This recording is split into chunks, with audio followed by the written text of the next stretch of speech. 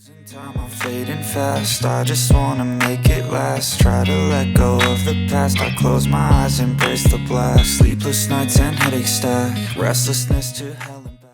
Dimensity chips paired with Redmi phones really do improve the more you use them. If you had to sum up the Redmi Plus Dimensity experience in a single word, what would it be? This is the brand new Redmi Turbo 5 Max, and stick around because we'll be breaking down exactly what it does well and where it falls short.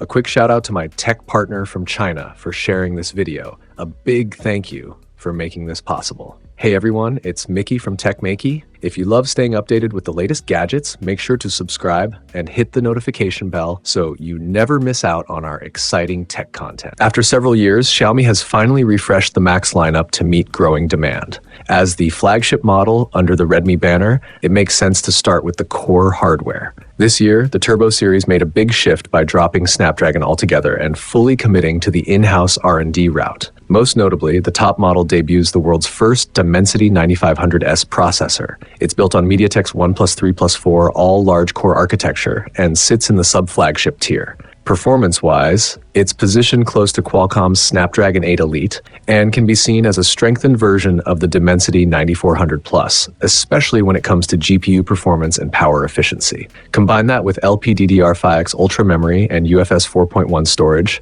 and you get a complete high-performance trio. Our test unit comes with 16 gigabytes of RAM and 1 terabyte of storage, and the storage performance results are solid. Across multiple Antutu runs, the highest score hit 3.22 million. In Geekbench 6, it scored 2700 in single-core and 86635 in multi-core, which sets a strong baseline before we even get into gaming. Starting with heavier game loads like Genshin Impact and Ironforge, Genshin was tested at max settings for 20 minutes. It averaged a smooth 60 FPS with a 1% low of 53.4 FPS. Average power draw was 4.6 watts, peaking at 6.9 watts. Surface temperatures stayed under control, reaching 35.7 degrees Celsius on the front and 36.4 degrees on the back, which is quite respectable. Redmi's Rage engine supports both frame interpolation and super resolution, but you can only enable one at a time. With frame interpolation turned on, frame rate behavior can be monitored using third-party tools like performance overlays. In this mode, Genshin ran for 20 minutes at an average of 111.7 FPS, with a 1% low of 38.5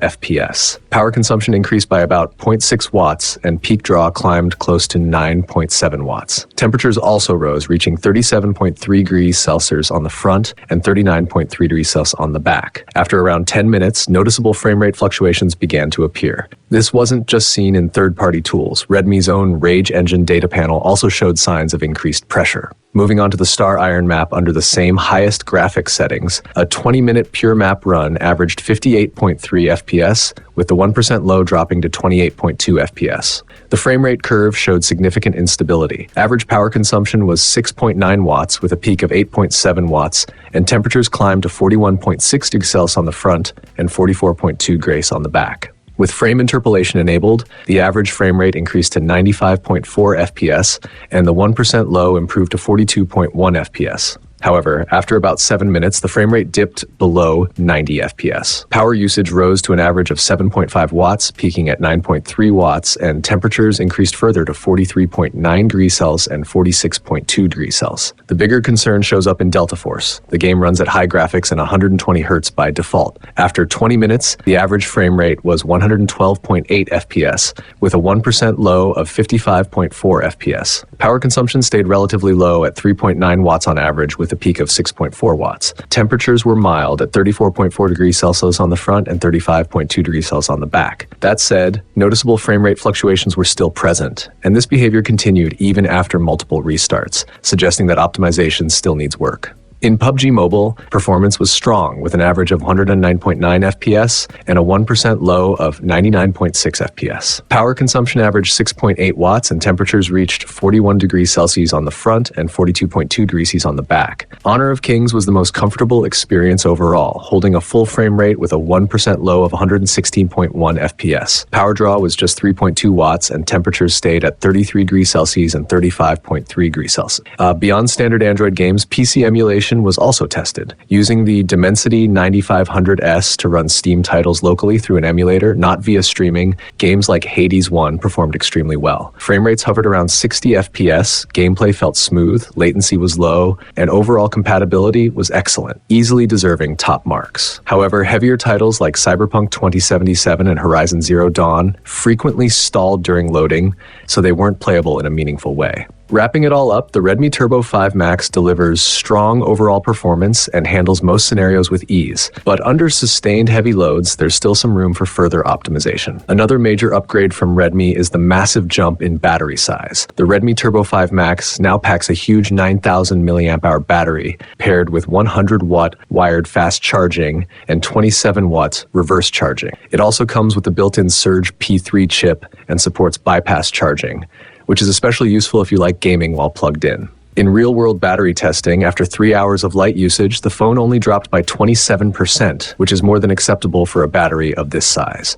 Charging performance is still handled through a USB A to C setup, where we recorded a peak charging rate of 19 volts at 4 or about 83 watts. That peak held for around a minute and a half. The phone gained 15% in just 5 minutes, and a full charge took roughly 67 minutes. Shifting focus to the design, the Redmi Turbo 5 Max carries over many of the strengths from its previous generation.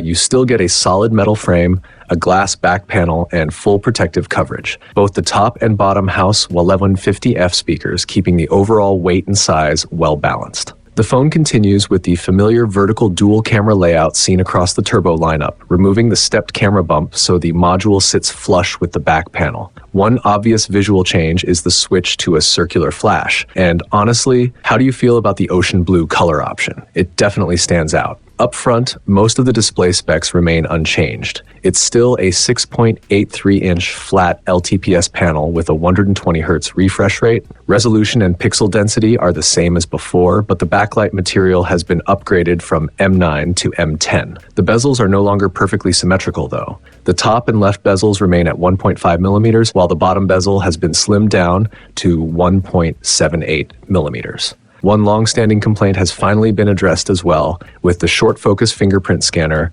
replaced by an ultrasonic fingerprint sensor. It features a single-ring design and even supports accidental unlock detection. Touch sampling performance stays largely the same, using a Novatech touch controller. Brightness levels are on the lower side, with a manual peak of 902 nits and a global maximum of 1200 nits. For eye comfort, Redmi sticks with the same solution as last year, offering 3840Hz PWM dimming below 80 nits and DC dimming once you go above that threshold. Now let's talk cameras. The setup is familiar and straightforward, with a 20-megapixel front camera and a dual rear system made up of a 50-megapixel main sensor and an 8-megapixel ultra-wide lens. The standard model keeps last year's LYT 600 main camera, while the Max version upgrades to the Lighthunter 600. Sample shots taken across focal lengths from 16mm all the way to 260mm show that the ultra-wide camera isn't especially wide, and mid-range zoom mainly relies on cropping from the main sensor. Digital zoom tops out at 10x. That said, Xiaomi's AI processing helps a lot, delivering solid overall image quality. Highlight control in night scenes is decent, and there was no noticeable overexposure even in complex lighting. Of course, there are compromises here, and the camera setup isn't meant to be a major selling point. As for pricing, the base version of the Redmi Turbo 5 Max starts at 299 yuan in China, which works out to roughly 231 pounds in the UK, or about $317 US. To wrap things up, the Redmi Turbo 5 Max clearly keeps many of the strengths that made its predecessor appealing, while still leaving room for refinement in certain areas. With Redmi continuing to pair its phones with Dimensity chips, do you think this generation of the Turbo 5 Max really has what it takes? If you enjoyed the breakdown, don't forget to subscribe, drop a like, and share it with others.